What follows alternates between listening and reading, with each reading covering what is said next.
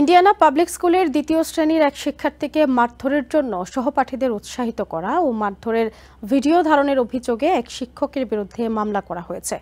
মঙ্গলবার জুলিয়াস জনিকান নামের ওই শিক্ষকের বিরুদ্ধে মামলা করেন ভুক্তভোগী শিক্ষার্থীর মা।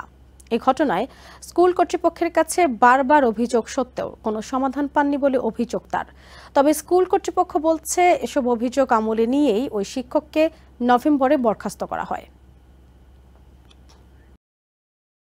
ইন্ডিয়ানার একটি স্কুলে সহপাঠীর ওপর উঠে তার মুখে অনবরত কিল ঘুষি মেরে যাচ্ছে এক শিক্ষার্থী। কান্নারত অবস্থায় ভুক্তভোগী শিশুটি বারবার সাহায্যের আকুতি জানালেও কেউ এগিয়ে আসছে না।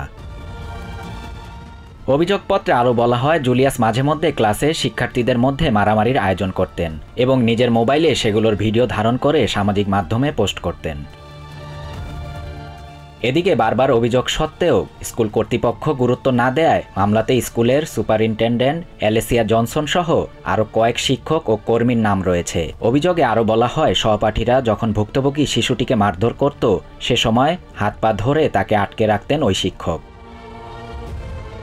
ওই শিশুর মা বলেন, তিনি এর আগে অনেকবার স্কুলের প্রিন্সিপাল ও ভাইস প্রিন্সিপাল উভয়কে এই বিষয়ে জানিয়েছেন, তবে তারা কোনো পদক্ষেপ না নিয়ে বরং তার ছেলের ওপর দোষ চাপিয়েছে। এদিকে জুলিয়াসের দাবি উল্টো, শিশুটিকে সহপাঠীদের মারধরের হাত থেকে রক্ষা চেষ্টা করতেন বলে দাবি তার। তবে বাদীপক্ষের আইনজীবী ক্যাথরিন মাইকেল বলেন, শিশুটিকে রক্ষা না করে ওই শিক্ষক অন্যান্য শিক্ষার্থীদের অনুমতি দিতেন তাকে মারার জন্য। শাহরিয়ার শাফাত, TVN 24 নিউজ ডেস্ক।